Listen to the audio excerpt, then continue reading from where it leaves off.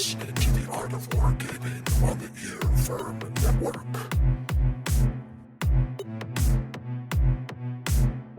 Frederick the Great. The importance of where. Welcome to the Art of Wargaming on the Ear Verm Network. I am Malark. And I'm Thumbs. And we are once again coming to you from our separate domiciles. So you know how this plague thing is on all over the place, and so we're trying to do the safe thing, the sane thing, and do this from two separate areas. So again, you're going to notice a little difference in audio quality, but we figure this is better than trying to do the show from a hospital bed, which is going to be far less effective. We're in the dump bunkers. His is a little nicer than mine. Yeah, I got the Warshed. If you guys have been on the Instagram or the Facebook recently, you would have seen the pictures that I posted a couple weeks ago about that. Yeah, I'm really enjoying it out here. I've got an air conditioner, I've got a heater, so I can just basically, I can just be out here. It's pretty sweet. So we're coming to you today to talk to you about one of the last chapters that we're going to be doing with the Frederick the Great book, which is going to be the importance of where. But before we do that, I still have not received my lightsabers, but I'm living vicariously through my buddy Thumbs, who's got some interesting stories to tell about his. Yeah, on that note, real quick, I've heard other people say they're having similar issues with Ultra Sabers. I think they're just doing really weirdly well right now.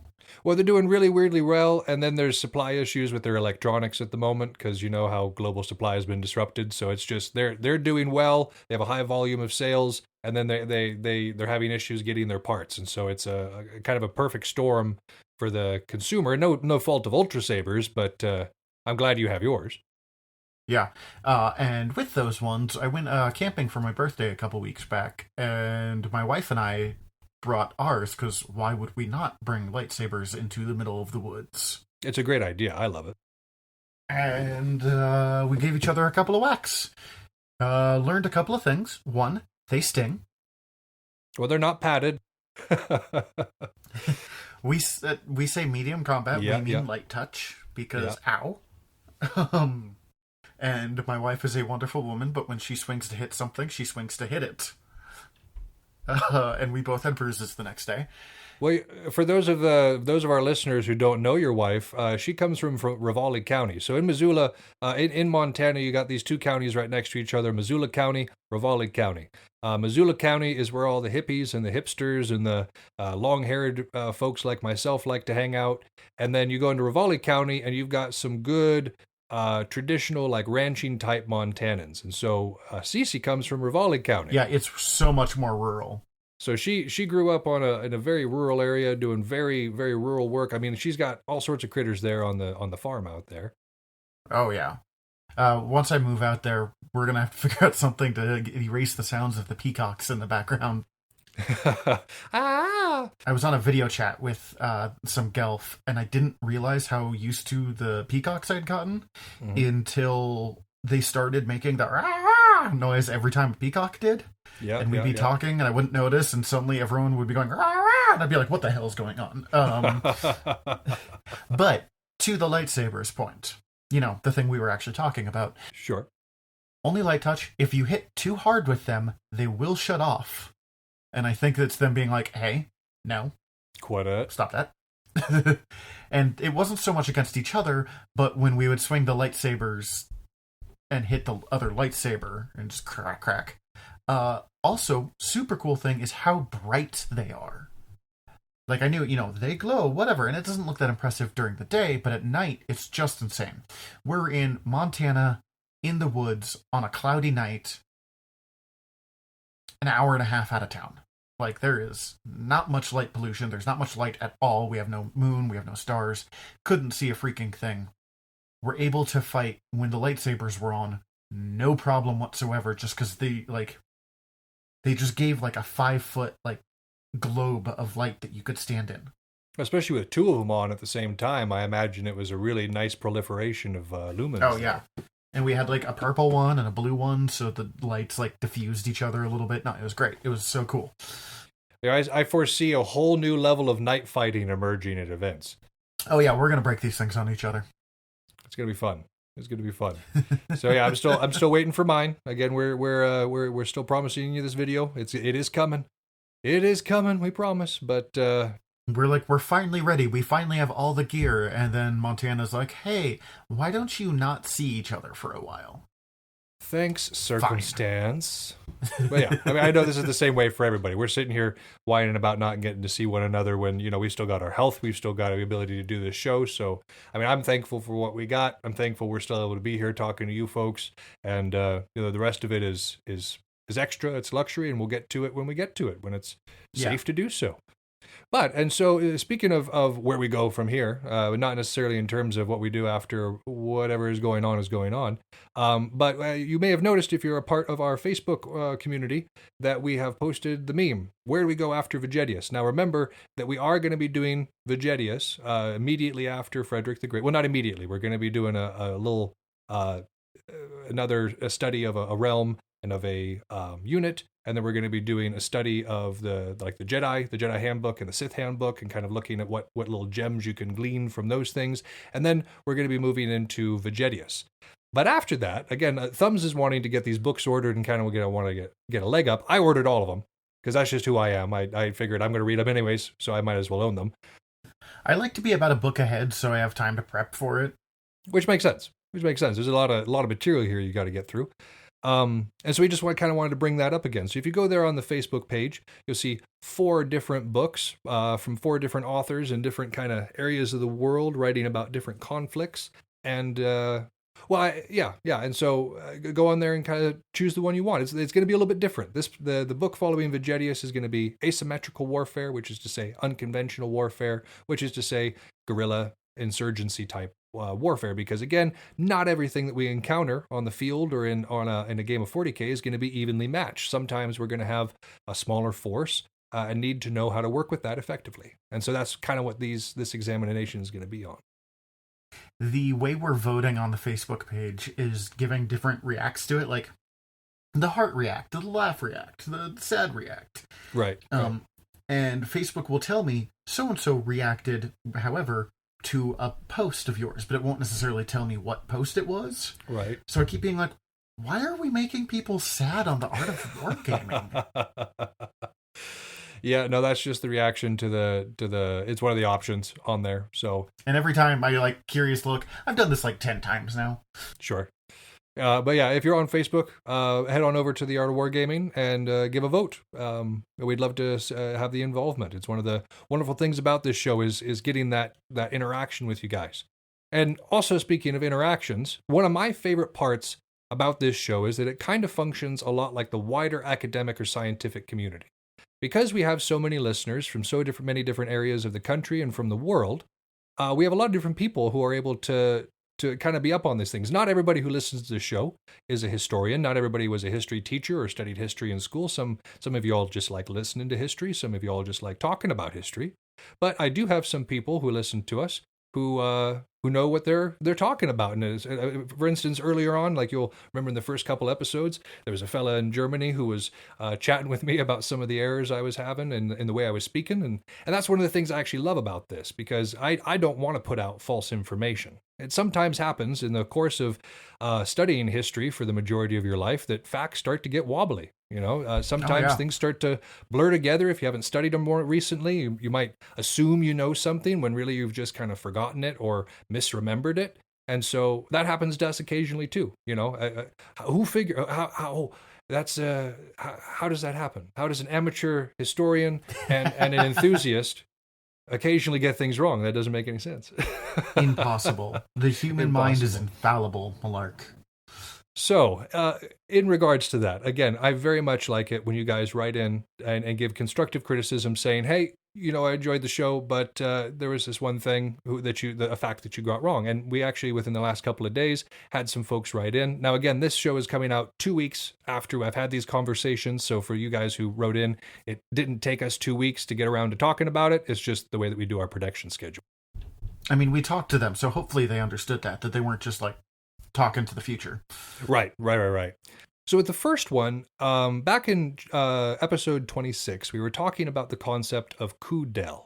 And I am not a native speaker of French. I'm not going to pretend to be a native speaker of French. I barely consider it an additional language. I can read it pretty well, but when it comes to nuances and subtle context, I'm still not there. I'm still very much a kindergartner in terms of my understanding of the language. And so when we were covering this concept of coup d'el, I took the idea and I went way more specific with it than I needed to, because when you look at and I'm glad we have a French listener. Actually, we had the fellow wrote in a couple of days ago and was like, "Hey, I was just listening to this show. You know, I am French, and you kind of got this wrong. Let me explain the concept to you." So I'm thankful for that. I'm very thankful for the international audience at this point, because, you know, I don't have the experience. Cool. I don't have the expertise to be able to just kind of know these things. So thank you.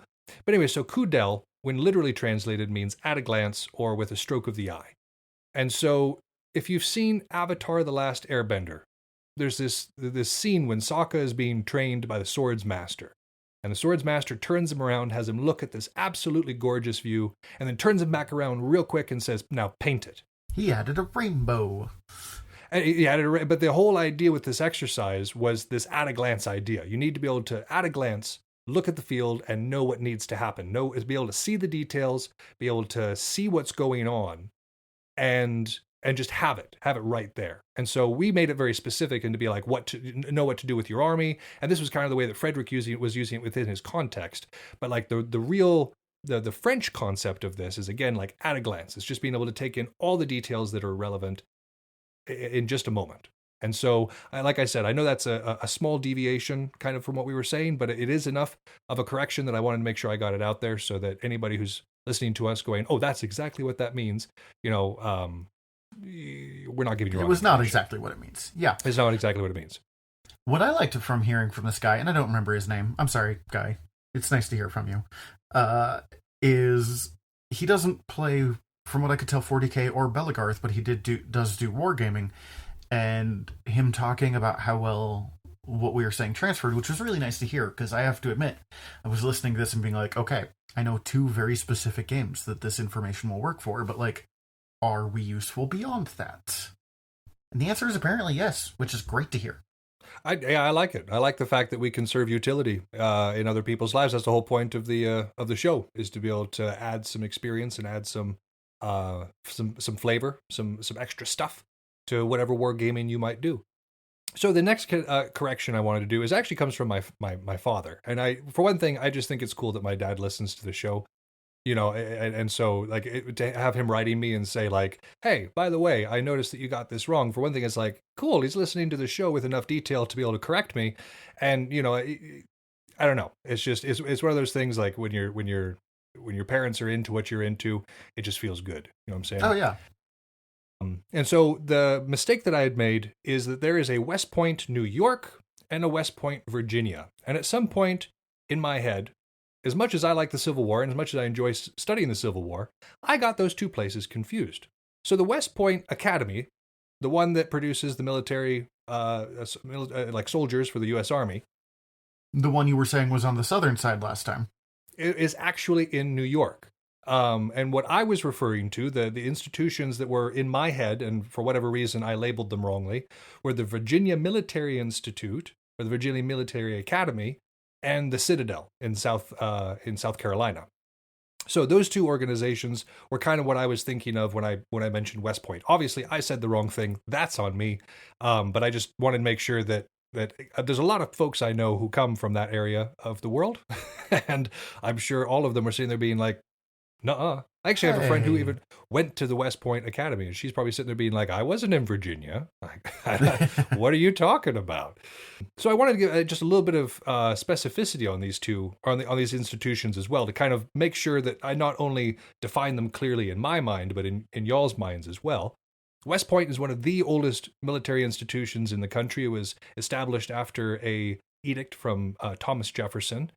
And during the time of the Civil War, it produced 294 Union generals and 151 Confederate generals. And so when I had said before that the majority of the people coming out of there were from the South, that was absolutely wrong.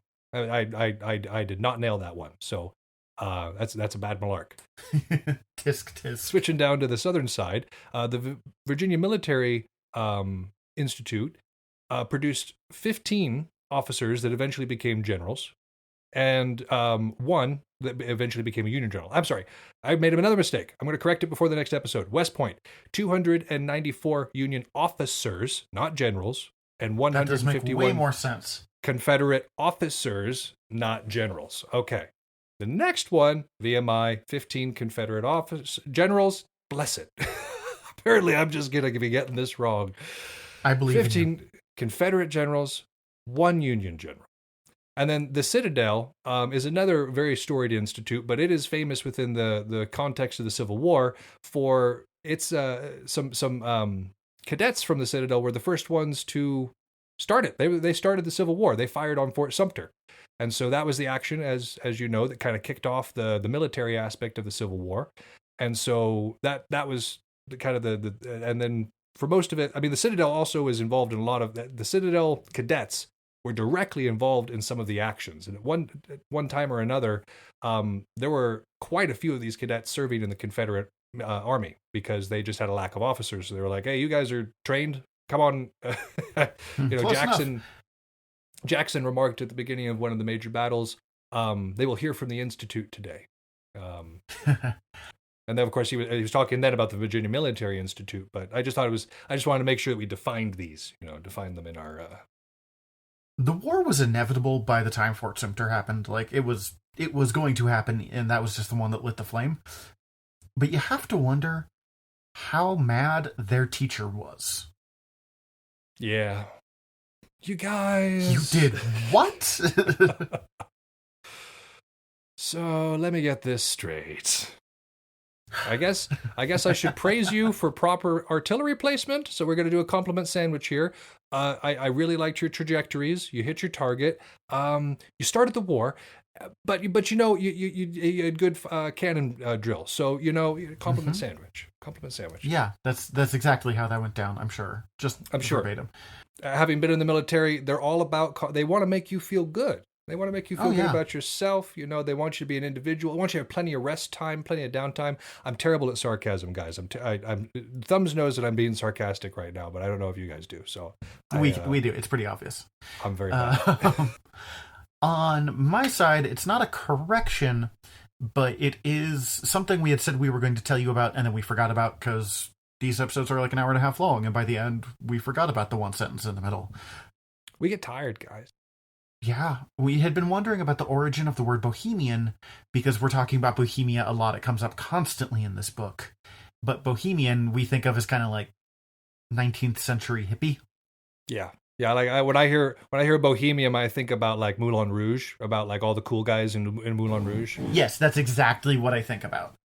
And the difference is, versus Bohemia, which is what is now the Czech Republic, which was a major military power. And we're like, how did one lead to the other?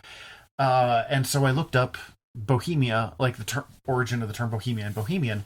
Bohemia itself actually is a term that's almost 2,000 years old. There was a Celtic tribe called like the Boii. It's like Boii, translated into English. Mm-hmm. And Tacitus, something like that. Tacitus, Tacitus, thank you. Mentions Bohemia or the Bohemians, like in 98 BC or something like that. And it just became the term for the area, but it was never commonly used in the area. It's kind of like how we call Germany, but people in Germany call it Deutschland. Deutschland, yeah. They called it, I have no idea how to pronounce this one, I'm sorry, but it's basically, it's similar to Czech. Okay. And until the 19th century, it was, Bohemian, and it slowly turned into Czech Republic. And the term Bohemian as like the drink too much wine sort of artist originates from the French, who thought that the Romani originated from Bohemia, and so they were calling them Bohemians. So it was a term of, let's be honest, trying to be rude probably to the Romani. And just, completely showing their lack of geographical know-how. Because, Oh, yeah. Romania kind of... The Romani, everyone thought they were from everywhere but anywhere where they actually had anything to do with. Yeah, yeah. I mean, it was one of those blanket terms applied to a larger subsect of people than actually identified with like the cultural idea. Much like Bohemian, like we said, it was an actual country, but again, like around the turn of the 19th century, it's a matter of like, okay, well, all these people are being called hippies, or these like these wandering wastrels or whatever, they're Bohemians, and it's like, well, you know, it's or even to a lesser degree, people saying it's all Greek to me, you know. Yeah. There's one country in the world where you can't say that. I wonder what Greek people say. If we have any Greek listeners, please let me know, like, what's your equivalent of it's all Greek to me, because obviously y'all can't say that, because if you say that, it means you understand perfectly what's being said to you. Which defeats the purpose of that particular. Yeah, that's that idiom kind of needs that to function. But yeah, so yeah, we had mentioned that. Thank you, Thumbs, for looking that up. I know I had forgotten about that for a couple of weeks, so I appreciate your diligence there.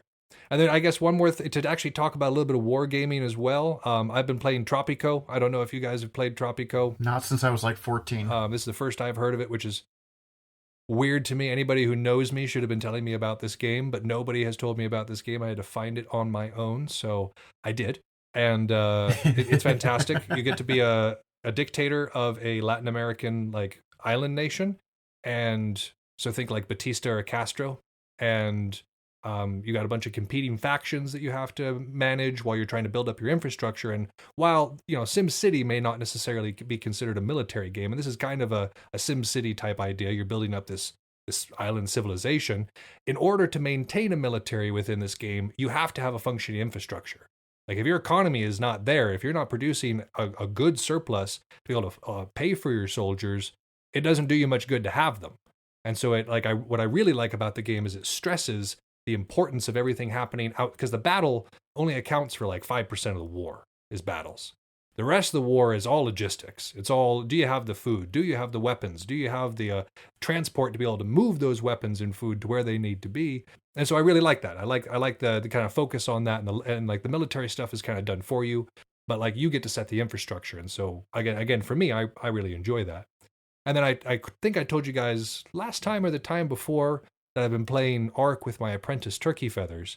And I think I have finally found my favorite creature on the island. Now, I haven't played any of the other maps, but on the island, there is a creature called a Gigantopithecus. It's based on the actual creature that died out 300,000 years ago. Imagine a bipedal gorilla that stands taller than a human and weighs anywhere between 440 and 660 pounds. It's just a big old beefcake. boy. It's a beefcake.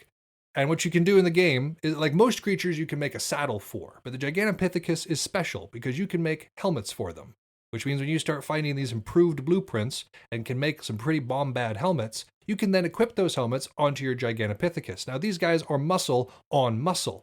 You're riding on their shoulders. They have this helmet, so they have really high armor, and then they have a knockback attack, so anytime they hit something, it staggers. And so I'm rolling around with like 4 of these guys, and apart from the Giganosaur, I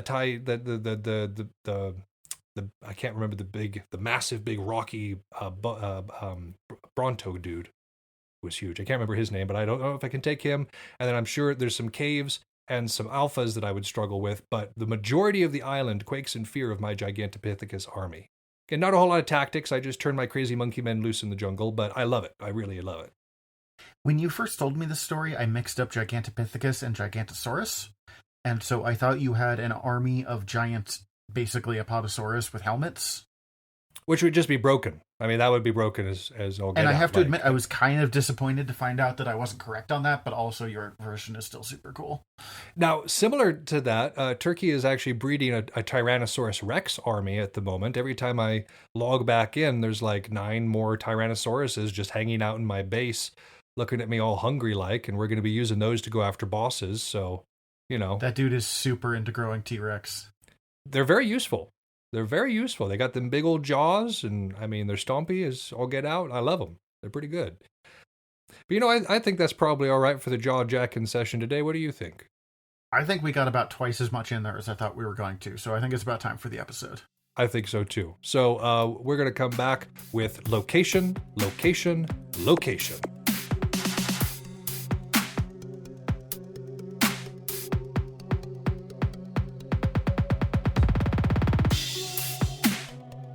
So one thing I noticed when we first started reading this chapter, or when I first started reading this chapter, was a lot of the information is stuff that we've kind of already talked about before. And it's the danger of any war treatise, especially when you get towards the end of the book, when they're kind of tying everything up, of it's not necessarily new information, but them going, no, seriously, this is the really important stuff. Right, and right. When it comes to Freddie the G, as Tyler was calling him when I was talking to him about this on General Murdery. I love that. When it comes to Freddie the G, location is kind of his favorite thing. It's one of the things that is stressed by most military commanders is, again, location is everything. You know, if you make your location do the work for you, that's less work your army has to do. Well, and as we've talked about, he was outnumbered. Always. Yep, every time. So he had to use location super brilliantly. Like, if he ever just was like, sure, I'll meet Britain on a one-on-one, he would have been done. Mm-hmm. Very different story to be telling. So all of this is just to say, if any of this sounds kind of familiar, it's because you have heard it before. You're not crazy. Yeah, and again, this is going to happen. This is going to happen from time to time when we're studying these books. We're going to get repeat on material, but again, that's stuff that's pretty important. And we're going to try to keep it fresh. We're going to try to introduce new examples and kind of have different points to drill at home. But I mean, the point of the matter is some of this stuff is a lot more important than others. You know, like we've said, battle is 5% actual battle, or war is 5% actual battle, and then 95% preparation, logistics, and infrastructure. So some of these things are good to hit home on, and they're things that I don't think a lot of people necessarily think about a lot on their own because they're not the glamorous portions. You know, when you're thinking about the glamorous portions of battle, you're thinking about the bayonet charge, or the brutal fighting in the trenches, or whatever the case may be. You're not necessarily thinking about the supply master that made sure that everybody had those bayonets, right? But that's just reality in war. Well, and you've told me before, and I don't remember if you said this on the podcast or just over the 17 years that we've been friends, but when you first started picking up war treatises, Sun Tzu's Art of War, or what, the entire basis of the show, you were really looking forward to, like, when they throw this shot, I'm going to throw this shot.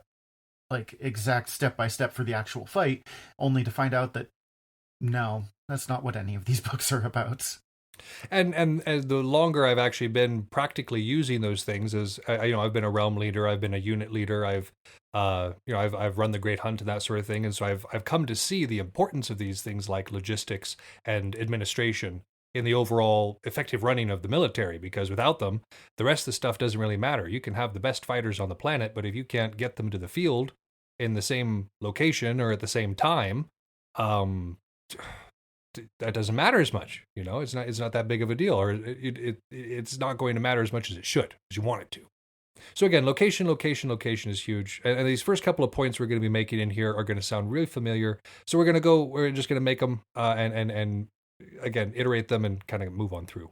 So the first one that Freddie was saying here is, if you are smaller, you want to seek dense mountainous terrain. And this makes sense. You're trying not to be engaged out in the open. You're trying to have local numeric superiority. Again, this was a concept that we touched on the last couple of episodes, local numeric superiority. And so you want to be able to have a position where you have a narrow front and your flanks are protected.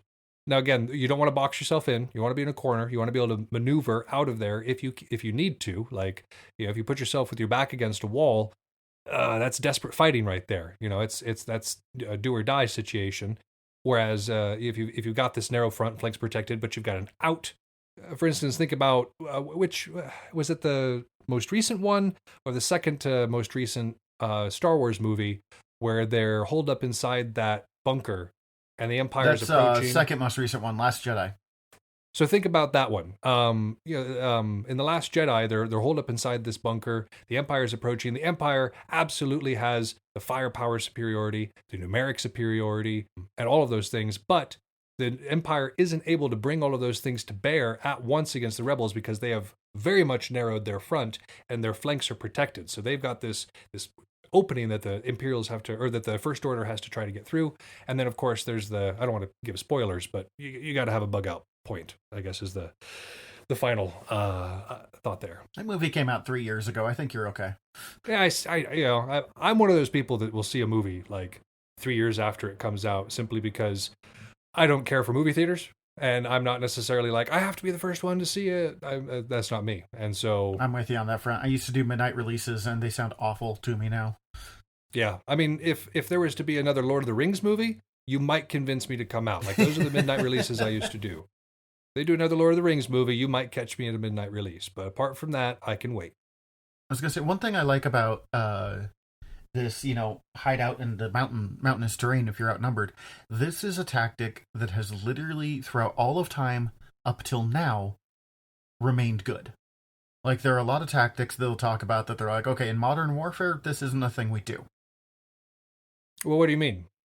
Because that's kind of that's what went wrong for the U.S. in the Vietnam War, was that the Viet Cong were able to kind of position themselves in places we weren't able to get at effectively with our numbers and firepower. That's exactly what I'm saying. But there are some tactics, like what to do up against cannons that isn't nearly as applicable, or like true the Mongolian horse archers. That is a technique that is in the past now, for the most part. And most artillery engagements happen without being able to see them with the naked eye. Like they radio you coordinates, you input them into your machine, and then you're shooting at a target that you literally cannot see with your own eyes. But I mean, like, within the last year, militants in Pakistan and Afghanistan have been hiding out in the mountains in the exact same way that people have been hiding out in those same mountains since 2000 People were in those BCE. Mountains? People, yeah. So, like, it's such a small piece of advice, but it is one that has literally always been useful. Yeah. Yeah. I mean, that movie in the 80s, Red Dawn, is basically just what to do in this case. Sure. And again, we're also getting into a little bit more specific of like guerrilla tactics and that sort of thing too, which again, in a few months, we'll go over those in a bit more exquisite detail. So again, if you're smaller, you want to seek dense mountainous terrain, narrow front, flanks protected. If you're larger and you have a good deal of cav, you're wanting to seek open terrain, right? You want to be very focused on that cav because that's your main mobility, that's your hammer to your anvil, and you want to pursue the envelopment. You want to try to get as many people around the enemy as possible, because again, you've got numbers and you've got mobility at that point, and so you want to be using those things to your advantage. And so again, this is just to reiterate that in any circumstance, you want to be using whatever you have to your advantage. You have a small force, okay, break it up in some dense woodland or some mountains and make it harder to hunt down in one piece. Okay, you got a large group, keep it together and use it as a big hammer to smash the enemy. Like it depends on the numbers and kind of what you have available. And we went over a lot more of that previously. So now we're going to get to a new discussion on something that I know we've kind of touched on a little bit, but I'm not sure, again, if we've explained it in detail. So one of the things that we've learned about Frederick is that he is a huge fan of the oblique. Like, basically, in any circumstance, he recommends doing an oblique maneuver as opposed to hitting your opponent in the center. So before we kind of progress with this discussion, I want to make sure that we define what these two things are. Obviously, the center is pretty self-explanatory. It means that the majority of your force, or at least the stronger portion of your force, is focused at your center and is going to be hitting the opponent's center. An oblique is when you have a staggered formation, which is to say that you have one wing that is considerably stronger than another, and that is the stronger wing is the one that you use to engage. And so the idea is that you're moving up and you're hitting the other person's wing, and you're hitting them at an angle. And so your center and your wing that is not engaged, they are acting as reserves for the wing that is engaged. And so the idea here is to maintain local numeric superiority as you kind of roll up that line, as you turn their line. It's different from a flanking maneuver, right? So a flanking maneuver is kind of disconnected. You've got elements that are moving out and away from the main formation. They still are probably, hopefully, supported by the main formation, but they're not necessarily a part of it. They're a detachment that's out moving on their own. Whereas if you've got the oblique, that's still part of the main line. You just have the extreme left or the extreme right wing of that line engaging primarily. So it's two separate groups versus one group. Yes, flanking two groups. Yes. Yep. I see it often called the hammer in Belagarth, as opposed to oblique. But I mean, I see this even if we don't talk about it. It's everywhere. Yeah, and I know I've seen a lot of people just do this naturally. Like this maneuver, this oblique idea evolves naturally because people. It doesn't take a degree in military science to realize, if I'm hitting on the side, I have a lot of tactical advantages on my side if I manage to break them there and roll through the line. So people just kind of tend to gravitate in the larger numbers toward the sides. The trick to this is making sure that your strength is against their weakness so that the oblique actually works correctly, because if you just have strength hitting strength, you're just going to grind each other into paste, really. And unless you've got a solid plan for how to deal with that situation, it just becomes attrition at that point. Machiavelli was a big fan of this, but I go back and forth on it myself. And again, we're going to probably study a few theorists who are a fan of attrition. Again, Ulysses S. Grant won the Civil War with attrition. With attrition. So, it is a time-honored tradition. Jesus. So this oblique, the whole point of it is that it gives a chance of turning the opponent's line. And it does so with little danger to you. Because again, the idea is you're moving quickly, you're maintaining local superiority in numbers, and you're just kind of rolling up the line as it engages you, but with this large portion of strength. Now, going for the center, it can accomplish something good too. If you go for the center and your attack is successful, then you manage to split their line, which is really good too. Then you manage to kind of break apart their continuity. At that point, the line can start to fail, and so that's a really high reward, but it's extremely risky. If your attack on the center fails, you're in a very vulnerable position where you can be hit on both sides by people if they're responding quickly enough. It's basically just guaranteeing a pincer. Yeah. And not on your side. Like, it's not the good kind of pincer, which is the kind of pincer that you deliver. It's the bad kind of pincer, which is the kind that you're on the receiving end of. Yeah. So Frederick doesn't say never hit the center. He doesn't say that no battle has ever been won by hitting the center, because those things are patently not true. But he does say that the oblique offers a lot of advantages that hitting the center perhaps does not. And I've noticed this in 40K as well. This is something that I kind of, unless I'm playing Death Guard, unless I'm playing a group that is designed to take damage, I will typically stay out of the center and try to use the sides to maneuver, try to gain superiority on one flank or both. Yeah, if you're doing like a phalanx tactic, it's going to work a little better to go for the center, although even then you can still like lopside one bit a little bit. But otherwise, if you're moving at all, maneuverable at all as an army, I do not recommend just the center punch too much.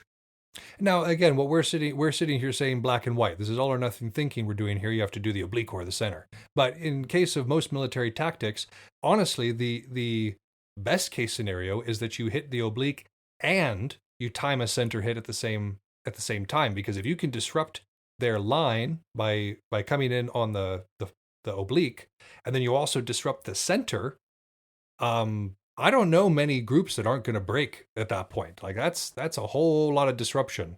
Oh yeah, that's rough. If we think of it as like three sides of the battle, left, center, right, if you can break up two sides, be it left, right, or left, center, whatever, that's always better than just breaking up one. Right. And then like the side that isn't being hit is more likely to flee because they're like, oh man, there's no point in staying here. Those guys are not in a good position. And then the people who aren't in a good position are like, well, we don't want to be here because everybody else is running away. So again, as much as you can do to disrupt your opponent's formation, that's the idea here.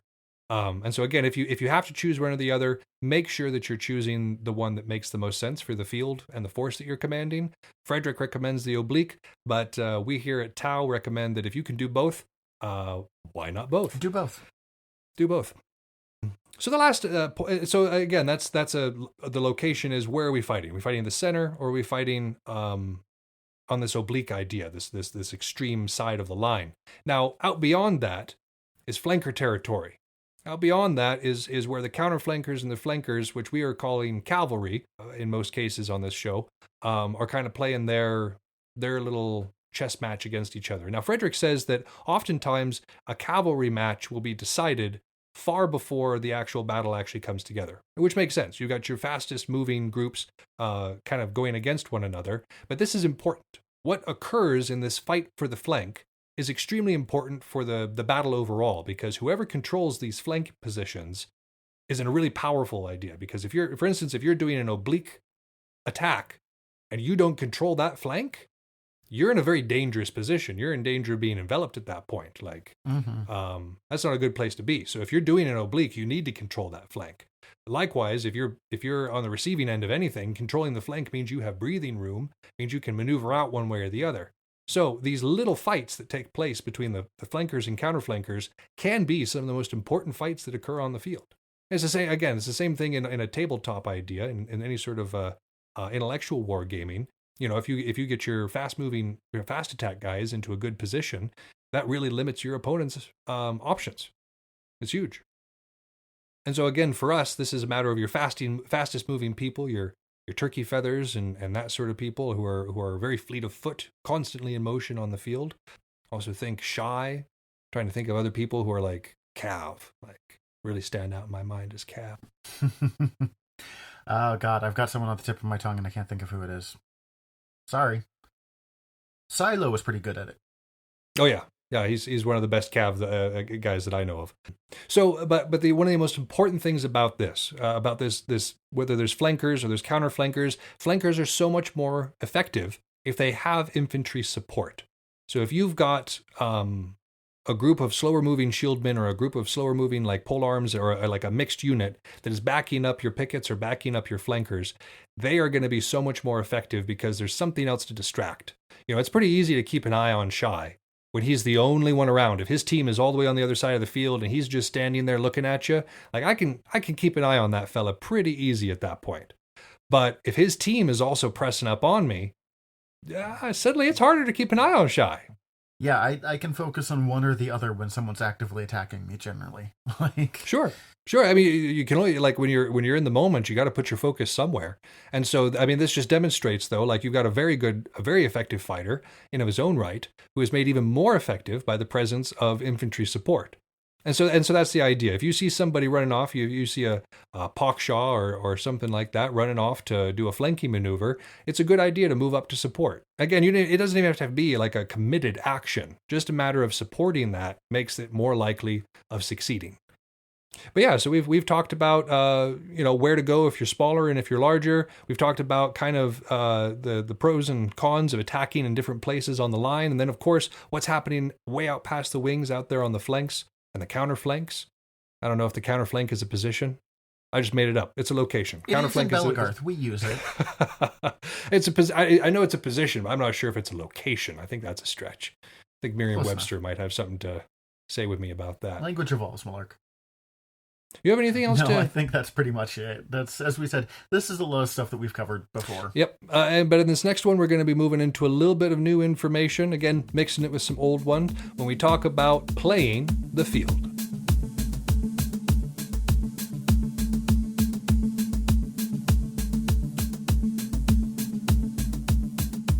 So in 40K and in Bellegarth, in similar types of intellectual and physical wargaming, you're going to have different types of fields. You're going to have fields with a lot of terrain, with a little terrain, and no terrain. And it's good to kind of know what the idea is in each of those situations. Now, again, he's not going to go into the same detail that Sun Tzu does. You know, Sun Tzu's got this extremely detailed idea of what to do in these different types of terrain. But we've got two big sections for you in this idea of playing the field. So the first one is if you have a battle in plains with broken woods and marshes. So this is some terrain. And this is, most 40K matches are going to take place on one of these some terrain. I've seen a lot of Dagger here, Bellegarth, Ampguard fields that have this idea of some terrain.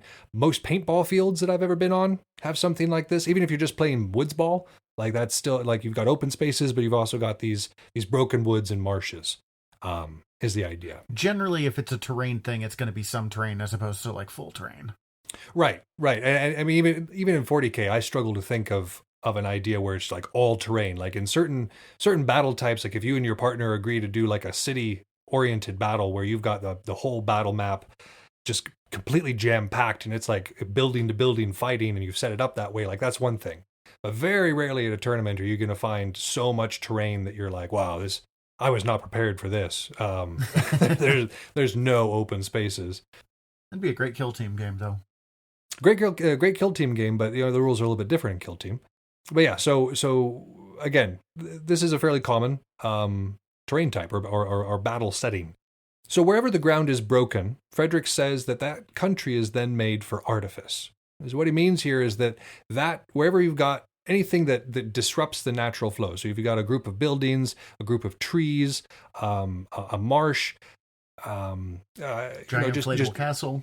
Giant inflatable castle, like whatever the case may be, where the ground is broken, that's a place that's made for either preparing an ambush, looking to make sure that you're not ambushed, or maneuvering forces that can't be seen, like whatever the case may be. Like if you're going to plan something tricky, you want to do it there, right?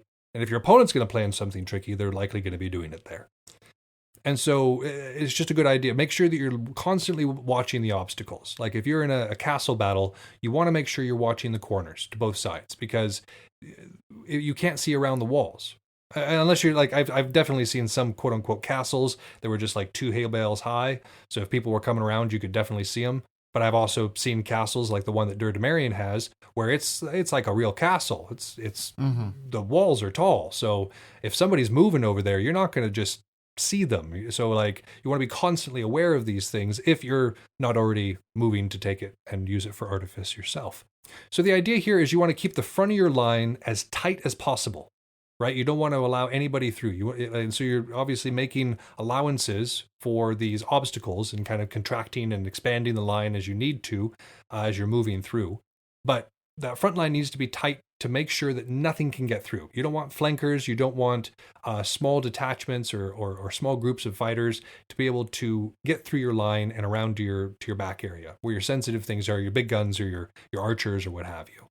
So keep it as tight as possible, but the rest of the army needs to spread out to allow for maneuver, to allow for better flexibility, some better mobility. This is the whole point of the rest of the army kind of spreading out. And this also allows you to respond to threats a lot more accurately than if you had really specific plans moving through, right? So think, if anybody of you are American football fans, we're talking more about a zone defense here, right? It's not man-to-man. Those are words. I know they mean something. Thumbs isn't a huge football guy. To be honest, please do not message me wanting to talk about football. I know enough about it to discuss it within a slightly intelligent context. I learned football because I was a member of the United States Army. And if you don't speak football, you don't really speak to your fellow soldiers. So I picked a favorite team. I learned enough to be able to say, I know what a fourth down is.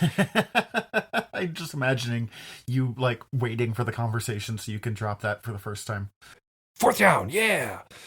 But when you're thinking about this, what he's recommending is, again, a zone defense where you're spread out. You've got guys who are assigned to different zones relative to one another, rather than a man-to-man, because this allows for a better flexibility. Now, there's situations where you're going to want a man-to-man defense, but in terms of moving through this broken country, spreading out, allowing for this zone, again, allows you to respond to threats that you might not have anticipated. Anything else on the battles and plains with broken woods and marshes? No, it's fun. Yeah, it's fun. One of my favorite ways to fight. Yeah, in physical war, at least in Belagarth here in the West, we don't get this very often. There's a few fields you go to where you get some of this, but the majority of what we do is in open plains type things, which is what we're about to get into. So, battles in open fields, second part of this section. And this is when you have little to no terrain. So this is going to be most of your physical wargaming fields that I've seen kind of fall into this category, little to no terrain. It's like a soccer field, but, bigger. Or a soccer field, public park, anything like that. And some, depending on the tournament that you go to in something like 40K or other types of, intellectual wargaming, you might see this. Now, most tournaments that I've seen at least try to have the some terrain qualifier going on there. But every now and then you have a group that perhaps is getting a larger influx of players than they expected, or they believe in a sparser terrain setup, like whatever the case may be, you might see this. So this could still be useful. And the chief idea, if you're fighting a battle in the open field, is to keep the enemy occupied everywhere in order to prevent offensive movement. Now, this doesn't mean that you launch major offenses everywhere, because, unless you've got the numbers to do that, because, I mean, if you do, then absolutely do that. But assuming that you don't have the numbers to launch a massive offensive everywhere, the idea is that your pickets, your forward vanguard elements, are harassing the enemy and keeping them busy, keeping them fixed, so that they are not able to launch a large maneuver of their own. They're constantly on the back foot dealing with what you're kind of dishing out to them. Best defense is a good offense, basically, in a sentence. Yep. And again, you've got your Pawkshaws and your turkey feathers all forward deployed, and they're out there harassing the line. And then the rest of the army is looking for a good place to punch. So, again, a good idea here, because we're talking about these flankers and the counterflankers, right? This battle for the flank out there. And so you want to make sure that you block your enemy wings. And you do this by having strong wings yourself, and also by the use of counterflankers. Like, if they don't have solid flanking maneuvers in order to support their motion, it's going to slow down their main effort, right? Mm-hmm. And so you want to make sure that you're blocking the enemy wings in order to arrest their motion. Because, again, if we're talking about those sides being the most dangerous portions of the army, not just for you, but for your enemy, you want to make sure that theirs are busy. And then on that same idea, you want to reinforce your own wing with additional cav, additional infantry, additional artillery, whatever you can spare over there. And make sure that you understand that your cav serve two purposes out there on the wing. The first one, obviously, is they're there to take advantage of your enemy and anything that they do wrong. They're there to offer flanking and counterflanking opportunities, but they're also there to cover any sort of infantry retreat that is necessary. So remember, in the previous section, we talked about that the infantry was necessary and that they must support any cav maneuver in order for it to be truly effective. The same is true if the infantry is withdrawing. You want to be using your cav to support that motion. And a good example of this is if anybody has shared a field with Pawkshaw, I'm doubtless that you would have seen him do this. So you're on a side, you're getting a little beat up, you're like, we need to pull back and regroup. You start to pull back, and then Pawkshaw appears out of nowhere, and he approaches their line at a 45-degree angle. And he just starts making a bunch of noise, maybe hitting a shield or two, and just really drawing the attention. And even though he's just one person, adding to a dwindling group that is being pressed upon, that motion is often enough, if you're paying attention, for that group to be able to get away, because it distracts the enemy for long enough and keeps them busy so that the slower moving troops can withdraw. Well, and if you continue to ignore Pawkshaw, that'll also work out in Pawkshaw's case, because he'll just eat you up at that 45-degree angle. Right. And it's the same thing with any sort of cav. You want to make sure that your cav has bite. They're not just noises on ponies. They also need to be able to, like, if they're sitting there and they're like, oh, they're not paying attention, charge? Yeah, let's charge. They need to be able to take advantage of those things too. So, reinforce your own wings and make sure that the cav knows that they have this role as well. Again, Pawkshaw is really good about it, but I know a lot of flankers who just kind of go off and do their own things, and they're like, well, I guess that side is in a bad position. And it's like, well, you have another job to do, friend. Yeah, help them. Help them get out of there. And so before we close on this idea of playing the field, we're going to talk a little bit about moving from place to place and kind of what the different formations mean. Now, this idea of a column and a line, this is something I, again, see naturally just within the motion of people in physical wargaming. And you'll have like one or two or a group of people who are moving in a direction. The rest of the army is like, that looks like a good idea, kind of falls into line behind them. This is your column, right? And then when you meet the opponent, everybody spreads out to occupy the front, and this is the line. And so in most armies, the conventional armies of Frederick's time, you would have had very strict drill in order to maneuver from a column to a line. We don't do that in Belagarth, and I don't know many physical war games that actually practice to that degree. But imagine the speed at which you could go. Like if you were the first team, I would love to see this. The next time I'm at an event, if I suddenly see a group that goes from a column to a line in an organized way, I don't know what award I can give you, but I'll give you a pat on the back. I can guarantee that. And definitely a guffaw. Part of the hard part of this is it would work best if it's a unit that is all based in a single realm. Right. So they can practice together. If it's something like Gel for me, or even more DA for you, who are all on the other side of the country for the most part, that's a hard one to practice together. But you could also, there's also realm battles. Like I know a lot of events will have a realm battle where it's you from your local town or whatever, and that's your team for that particular fight. And I don't know, I'm just sitting here imagining Stygians like marching across the field quickly in a column and then moving into a line and then back into a column, and just, I don't know, it's an image that tickles me. So maybe we'll try to make that happen. Anytime I read about the column, I just hear Sir Alec Guinness going, "Sand people march single file to hide their numbers."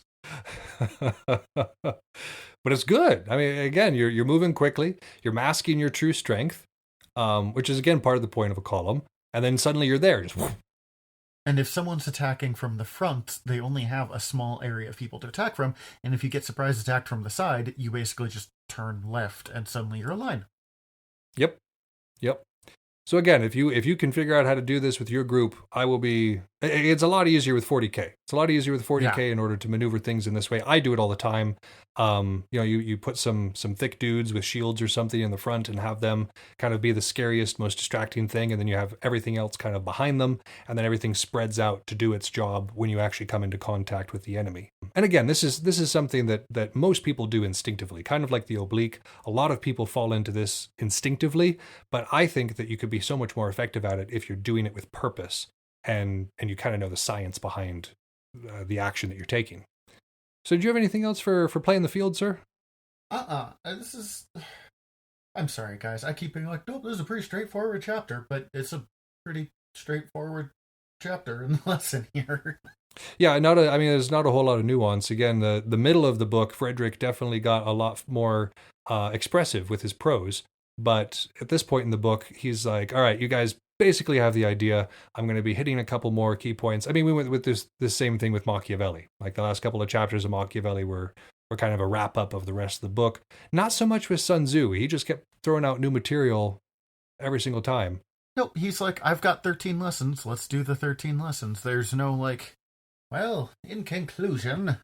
So yeah, I guess in conclusion, that has been playing the field and location.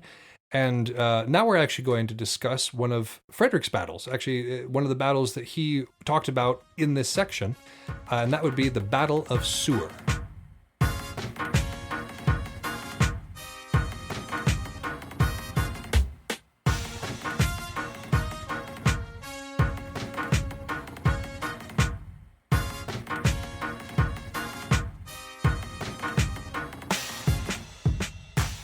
So the Battle of Sewer, we think.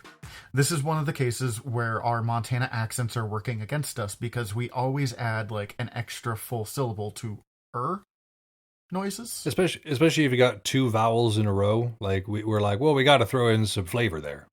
We are a believer of the diphthong. So we're like sewer. Mountain. And it's not. It is not SEWER. They're not like, going beneath the city to do this. This is SOOR. Yep. Which we think is pronounced sewer. Sewer.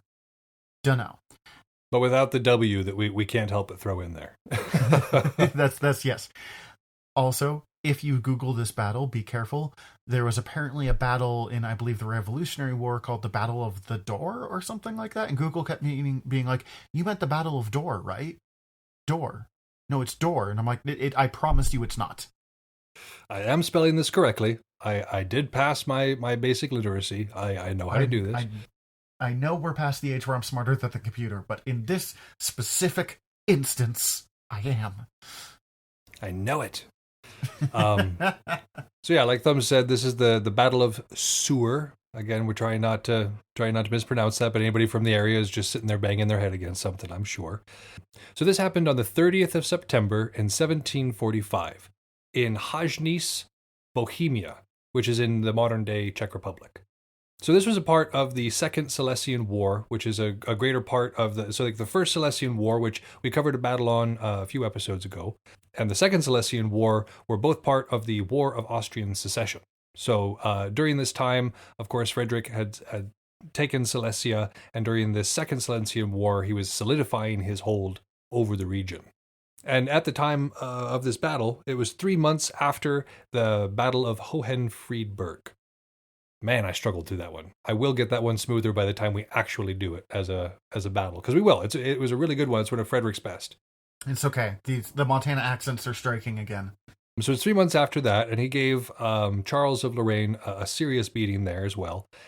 So let's talk about who's involved here. So our two combatants in today's battle were Prussia, commanded by Frederick the Great, and Austria-Saxony, commanded by Prince Charles of Lorraine. At the time, Prussia had 22,500 troops, and Austria numbered at 40,200. And again, spoiler alert, like we like to do, by the end of this battle, Frederick ended up with 3,055 wounded or missing and 856 killed. And on the Austrian side, you had 7,444 killed, wounded, or missing. It's kind of like Fredericksburg. That is ridiculously small numbers of losses. It is insane. It is why we keep it's why he's called Frederick the Great. It's why we will never stop talking him up. Why he's Malark's spirit boyfriend. Yeah, I really like this guy. So again, this is right after a pretty serious defeat for Prince Charles, and Frederick is on his way back to Berlin. Now he's going there to inspect a palace, and he's kind of prepared to simmer down the campaign, and so he's broken his army off into several different detachments, and he's kind of moving back with the purpose of not really engaging in much battle anymore. And Prince Charles... Well, and also on that front, it's September. Back then, a lot of times, winter wars weren't a super common thing. It wasn't uncommon to be like, all right, we can't, survive the cold, harsh Austrian winter and fight. So we'll see you in 3 or 4 months. Well, remember even in Machiavelli's like, yeah, just don't fight in the winter. It's just not a good idea. Just don't do it. And so everybody's starting to calm down. But Prince Charles observes that Frederick didn't occupy the heights. There's a commanding hill nearby from where Frederick is camped that is unoccupied. And so Prince Charles moves to occupy that hill, and then a series of smaller hills that kind of move out onto Frederick's flank. And he's preparing for a surprise attack. He's going to be bringing this larger force to bear. He's getting himself into a good kind of envelopment start, and the idea is to just catch Frederick by surprise and take him out right there. Mm-hmm. Now, one of the things we have drilled upon ad nauseum on this show is the use of scouts and pickets. And Frederick was not lacking in those things. He had really good scouts, and they alerted him to the presence of Prince Charles. And so, of course, they responded. And this hill that was on the flank for Frederick, was also basically the flank for Prince Charles, too. So this hill was really important. Do we know why Fred didn't take this hill in the beginning? Just like it wasn't worth it when there wasn't a fight going, or... Well, yeah, I'm assuming he had just given a fairly serious defeat to Prince Charles, and it was moving into the winter months, and so I doubt that he was expecting an engagement at this time.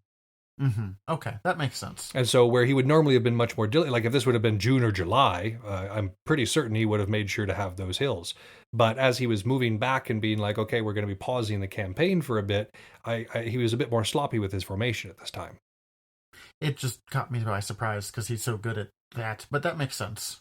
Oh yeah, me too. Like I guess I was reading about this when it was like, wow, okay, Fred was actually, he was caught by surprise here, okay. But not for long, because again, the scouts became aware of what was going on, and they moved for the hill. The cav went first, and there was a series of really brutal fights going on up there between the cav, but eventually the Austrian cav move off, and the Prussian cav kind of have control of the ring around the hill, and then the infantry move up. They are repulsed once, but the second time around, they end up taking that hill and starting the turn of the Austrian flank. Now, one of the reasons that the Austrians lost the hill and ended up losing the battle here was because they refused to fire on their own position. They didn't want to catch their own guys in the rate of fire to maintain this hill. Your opinion can kind of go back and forth on this. On one side, I'm like, man, I can see their point, like not wanting to hit their own dudes with their own artillery, because that's kind of a you expect soldiers to die in battle, but you don't want to be killing your own. Like I understand that. I mean, just thinking like, well, you're war gamers. I'm sure you've all played D&D before. In D&D, when someone's in like melee and you don't want to risk firing into that because there's a chance of hitting your own guy. Right. And that's on a pen and paper thing. Imagine doing it when it's, the guy you've been marching with for the last 6 months, couple of years. Yeah. Actual people, actual countrymen. Yeah. Not just theoretical people, that's Bob. That's a rough order to give right there. That's a rough order to give. So, I mean, even though it was a bit of a tactical blunder, one can't necessarily blame Prince Charles and his officers for not wanting to fire on their own men. But because of that, Frederick ends up taking that hill. Now, that alone may have not been enough to turn the tide here. Remember, Prince Charles is actually in a very good position and has caught Frederick kind of out of position. And so if this battle had continued from this point on, this hill may not have made much of a difference, and we may be talking about it differently today. We'd be reading Prince Frederick's book. Or Prince Charles's book, yeah, good point. Prince Charles's book, sorry. I'm going to say it's King Frederick, sir. King in and King of Prussia.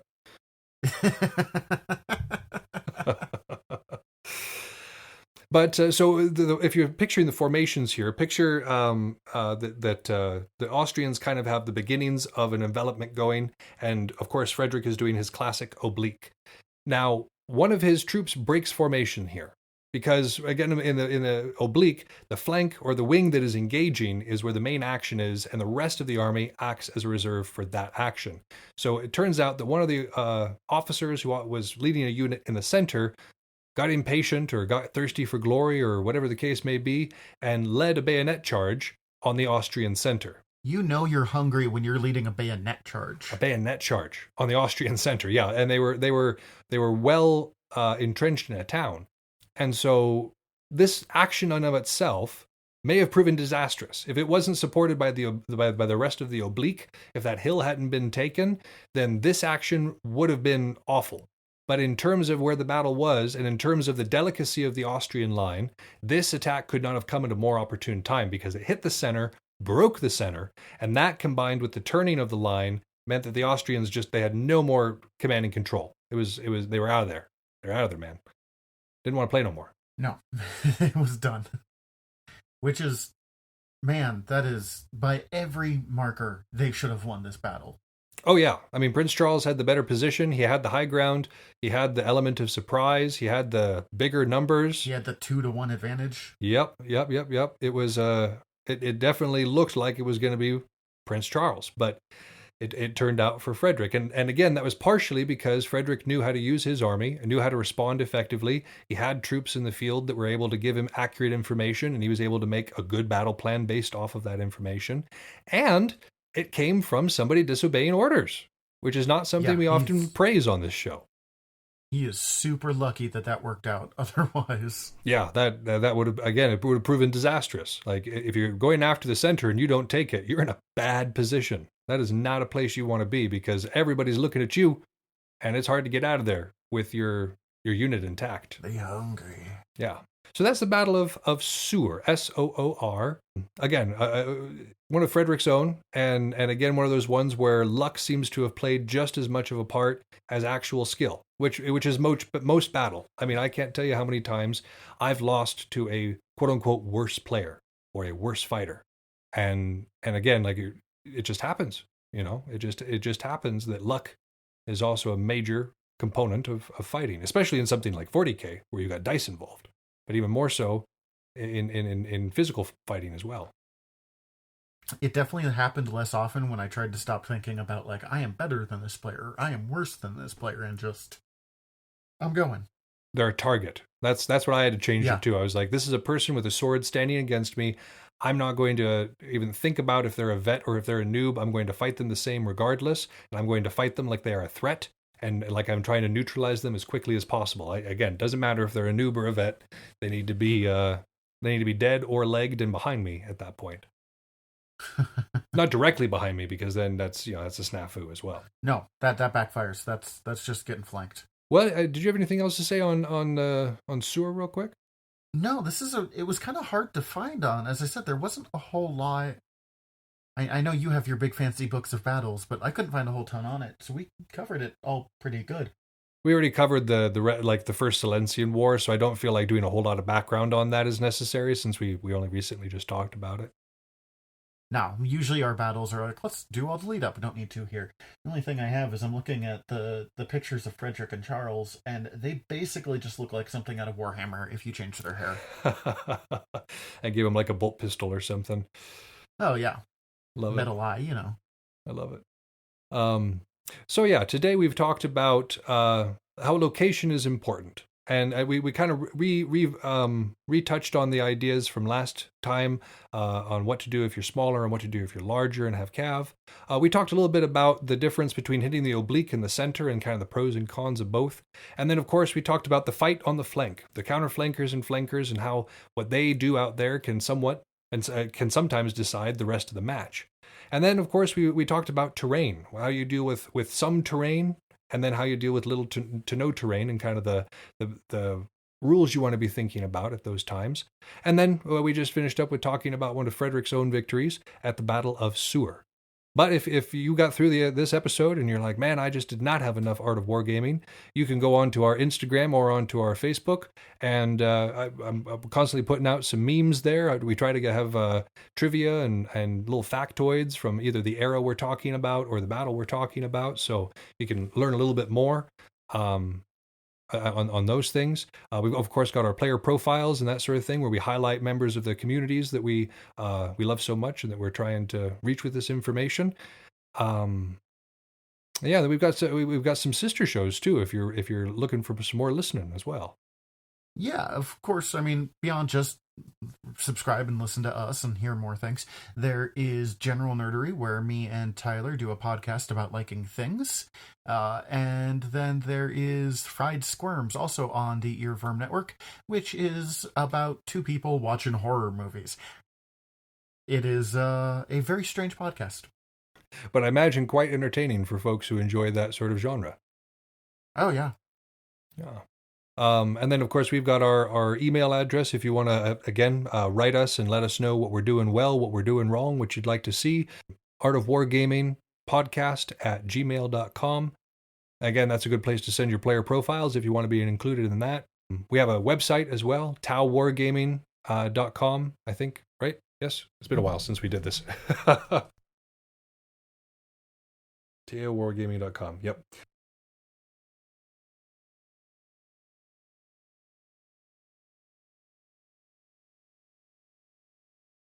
And again, please repost, like, subscribe, rate us wherever you can. It really helps us out, gets us out there, and enables us to do a little bit more and eventually expand the show into covering some more topics. And again, the dream is to eventually be going to tournaments and events and doing live or reported coverage of events is kind of where we'd like to go with this.